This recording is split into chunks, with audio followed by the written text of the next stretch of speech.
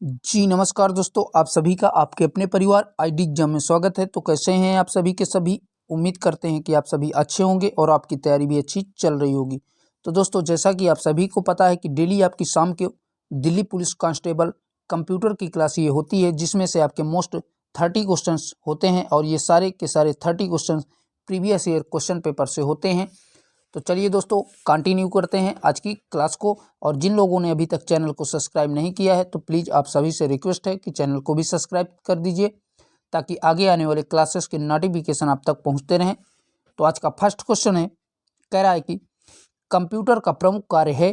तो बताइए दोस्तों, इनमें से कंप्यूटर का प्रमुख कार्य कौन सा है। ऑप्शन हैं, गणनाएँ करना, प्रत्येक प्रकार का डाटा प्रोसेस करना, दूसरा है कच्चे डेटा से उपयोगी इंफॉर्मेशन प्राप्त करना, और लास्ट कह रहा है उपर्युक्त सभी। तो कंप्यूटर का प्रमुख कार्य उपर्युक्त सभी के सभी होते हैं, जो आपके तीनों ऊपर के ऑप्शंस में दिए हैं। गणनाएँ करना, प्रत्येक प्रकार का डाटा प्रोसेस करना और कच्चे डेटा से उपयोगी इंफॉर्मेशन प्राप्त करना, ये सारे के सारे कंप्यूटर के प्रमुख कार्य होते हैं। आइए देखते हैं नेक्स्ट क्वेश्चन को। नेक्स्ट क्वेश्चन कह रहा है सॉफ्टवेयर क्या है। तो बताइए दोस्तों, सॉफ्टवेयर क्या है, इंपॉर्टेंट है।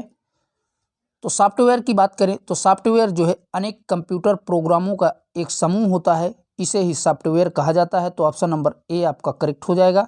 ठीक है दोस्तों, चलिए देखते हैं नेक्स्ट क्वेश्चन को। अगला जो क्वेश्चन है, कह रहा है कि आंकड़ों के आधार पर कंप्यूटर द्वारा तैयार किया गया ग्राफ कहलाता है। तो बताइए दोस्तों, आंकड़ों के द्वारा कंप्यूटर में तैयार किया गया ग्राफ क्या कहलाता है। तो ये जो है इंफॉर्मेशन कहलाता है। तो ऑप्शन नंबर सी आपका करेक्ट हो जाएगा। ठीक है दोस्तों, क्या कहलाता है, इंफॉर्मेशन कहलाता है। चलिए देखते हैं नेक्स्ट क्वेश्चन को।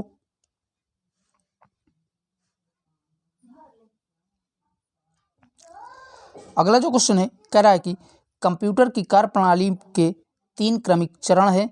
इंपॉर्टेंट क्वेश्चन है दोस्तों, याद रखिएगा। तो पूछा है कंप्यूटर की कार्यप्रणाली के 3 क्रमिक चरण कौन से हैं। तो राइट आंसर हो जाएगा, कंप्यूटर कार्यप्रणाली के 3 प्रमुख चरण जो है इनपुट, प्रोसेसिंग और आउटपुट, यही जो है तीनों होते हैं। तो ऑप्शन नंबर बी आपका करेक्ट हो जाएगा।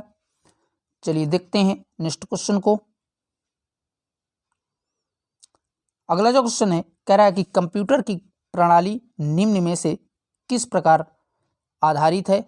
तो बताइए दोस्तों, कंप्यूटर की कार्य प्रणाली जो है किस पर आधारित होती है। तो ये जो है आईपीओ चक्र पर आधारित होती है। तो ऑप्शन नंबर ए आपका करेक्ट हो जाएगा, आईपीओ चक्र। नेक्स्ट कह रहा है कंप्यूटर की कौन सी इकाई डेटा प्रोसेसिंग का कार्य करती है। तो बताइए दोस्तों, कंप्यूटर की कौन सी इकाई डेटा प्रोसेसिंग का कार्य करती है। तो बता दें, डेटा प्रोसेसिंग का कार्य कंप्यूटर की इकाई सीपीयू करती है। तो ऑप्शन नंबर डी आपका करेक्ट हो जाएगा। ठीक है दोस्तों, नेक्स्ट है, निम्नलिखित में से कौन सी युक्ति डेटा को डिजिटल सिग्नल में परिवर्तित करती है। तो बताइए दोस्तों, कौन सी युक्ति जो है डेटा को डिजिटल सिग्नल के रूप में परिवर्तित करती है। तो राइट आंसर बनेगा, कीबोर्ड के द्वारा जो है इसको परिवर्तित किया जाता है। तो ऑप्शन नंबर ए आपका करेक्ट हो जाएगा।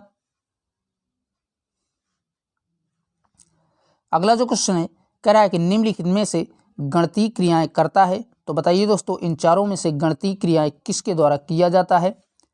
तो राइट आंसर हो जाएगा ऑप्शन नंबर बी, एएलयू के द्वारा जो है गणितीय क्रियाएं कंप्यूटर में किया जाता है। तो ऑप्शन नंबर बी आपका करेक्ट हो जाएगा। चलिए देखते हैं नेक्स्ट क्वेश्चन को।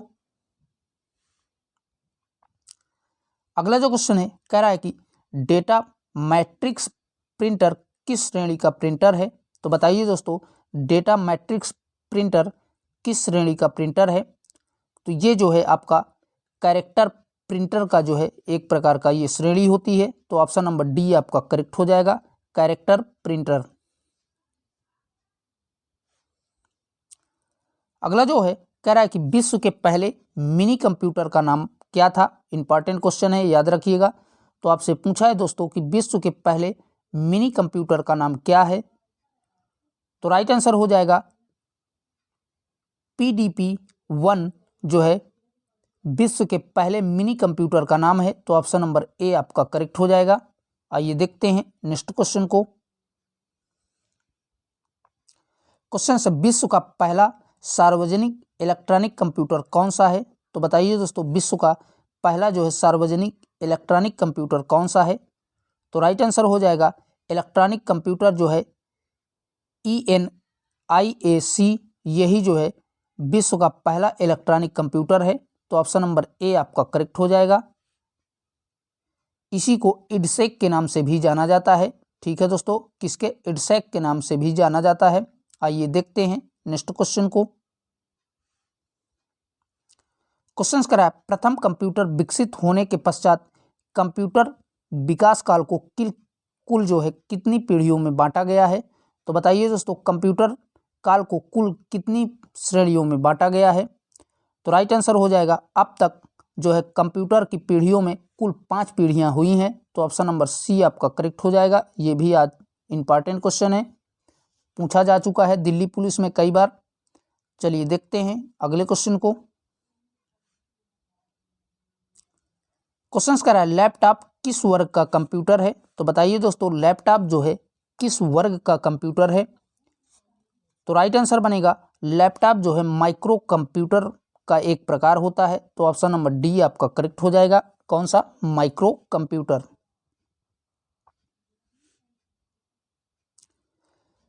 क्वेश्चन है, निम्न में से सर्वाधिक शक्तिशाली कंप्यूटर कौन से होते हैं? तो बताइए दोस्तों, सर्वाधिक शक्तिशाली कंप्यूटर इन चारों में से कौन होते हैं?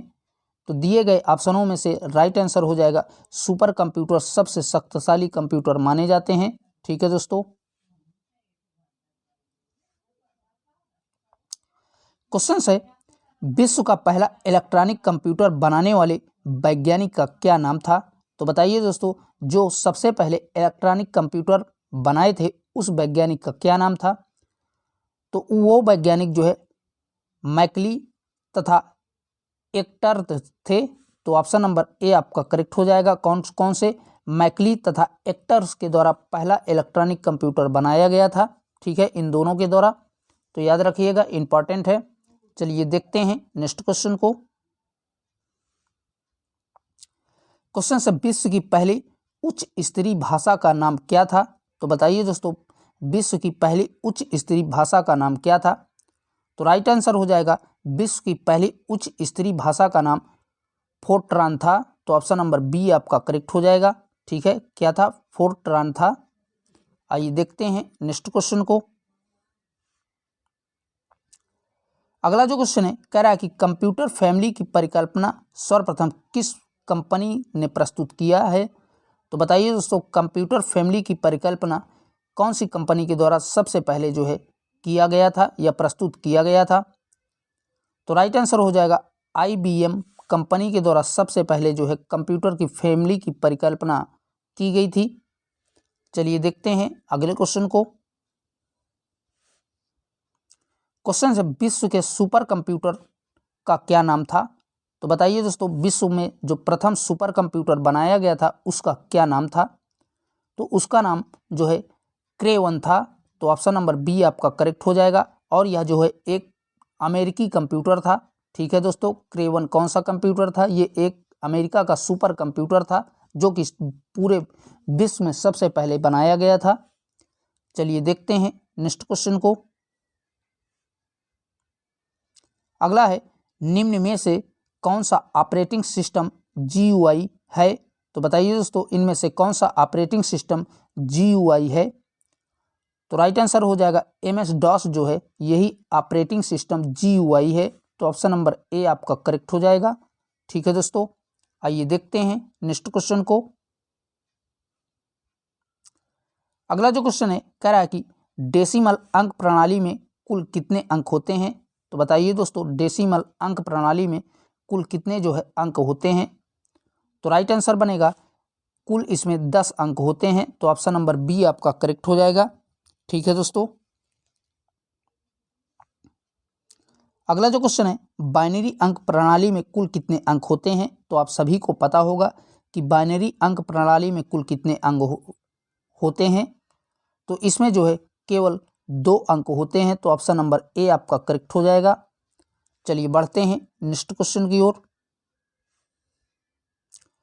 क्वेश्चन है ऑक्टल अंक प्रणाली का बेस कितना होता है? तो बताइए दोस्तों, ऑक्टल जो अंक प्रणाली होती है उसका बेस कितना होता है? तो इसका बेस जो है 8 होता है, तो ऑप्शन नंबर बी आपका करेक्ट हो जाएगा। ऑक्ट से 8 याद रखिएगा, यानी कि 8 याद रखिएगा। ठीक है दोस्तों, कई बार ये पूछा जा चुका है ऑक्टल वाला। चलिए देखते हैं नेक्स्ट क्वेश्चन को।